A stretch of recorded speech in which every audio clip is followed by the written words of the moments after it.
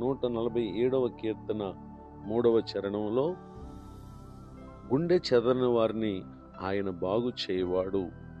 చదవబడిన ఈ వాక్య భాగంలోని దీవెన నా ప్రియులకు మీరందరూ పొందుదురుగాక.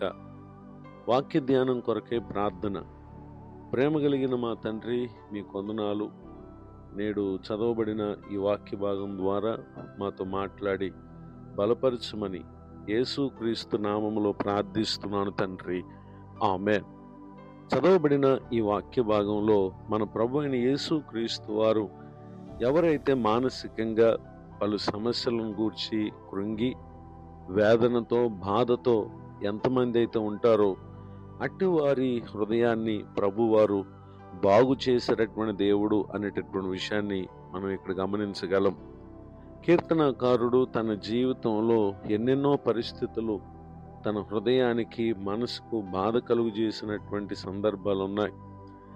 కొన్ని సంగతులలో ఒక విషయాన్ని మనం పరిశీలన చేసినట్లయితే, సామ్ 69 17th స్టాంజా 69వ కీర్తన 17వ చరణంలో రాయబడినటువంటి వాక్యంలో, నీ సేవకునికి విముఖుడవై ఉండకము, నేను ఇబ్బందులో ఉన్నాను, త్వరగా నాకు ఉత్తరం ఇమ్ము అని చెప్పి ఇక్కడ ప్రభువును అతడు వేడుకొనుటను మనం గమనించగలం.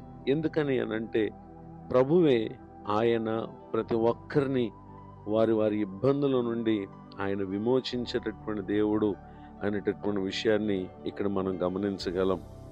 ఓ ప్రక్క శత్రువులు, మరో ప్రక్క తను మేలు చేసినటువంటి లేక తన వలన మేలు పొందినటువంటి సౌలు, ఇలా ఎన్నెన్నో పరిస్థితులు, మరో ప్రక్క తన కన్న కుమారుడు అబ్షాలోము, ఇలా పలు పరిస్థితులు తన జీవితాన్ని శ్రమల పాలు చేసినప్పటికీ వాటన్నిటిలో కూడా అతడు దేవుని వైపు తిరిగి ఈ విధంగా మొరపెట్టినటువంటి విషయాలను మనం గమనించగలం. ఆ కారణాన్ని బట్టి దేవుడు ఆశ్చర్యకరమైన రీతిలో దావీదును రక్షించి కాపాడి సమాధానమును, నెమ్మదిని, క్షేమాన్ని అనుగ్రహించినటువంటి సంగతులను గూర్చి పరిశుద్ధ గ్రంథంలో మనం గమనించగలం. అంత మాత్రమే కాక మరెందరో భక్తులు మానసికంగా తాము ఎదుర్కొన్నటువంటి అనేక సమస్యలను బట్టి వేదనలో ఉన్నప్పుడు దేవుడే ఆశ్చర్యకరమైనటువంటి రీతిలో వారికి సమాధానాన్ని, సంతోషాన్ని ఇచ్చుటను పరిశుద్ధ గ్రంథంలో మనం చూడగలం.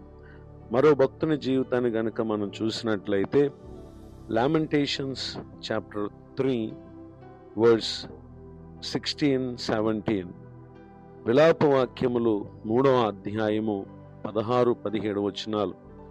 రాళ్ల చేత నా పండ్లు ఓడగొట్టిన బుగ్గిలో నన్ను పొర్లించాను, నెమ్మదికి నాకు నాయన బహుదూరం చేసి ఉన్నాడు, మేలు ఎట్టిదో నేను మరిచి ఉన్నానని చెప్పి ఇర్మియా తన పరిచర్య కాలంలో తాను అనుభవించినటువంటి పలు విషయాలను గూర్చి ఈ 3వ అధ్యాయం అంతా కూడా మనం చూడగలం.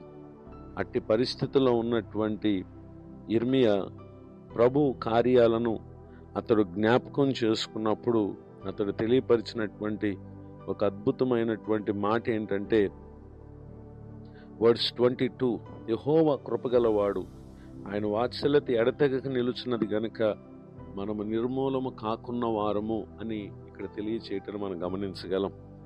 ఈ మాటలు వింటున్న నా ప్రియ సహోదరి సహోదరులు, ఏ పరిస్థితుల చేత మీ మనసు కృంగి ఉందో ఈ దినం ఆయనే తన వాక్కు చేత మనతో మాట్లాడుతున్న దేవుడు.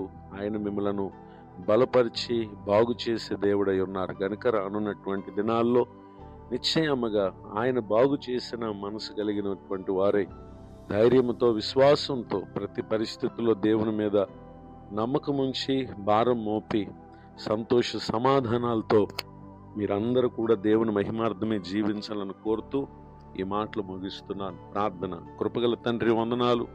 నేడు విన్న ఈ మాటల ద్వారా మా ప్రియులను మీరు బలపరిచినందుకు స్తోత్రాలు.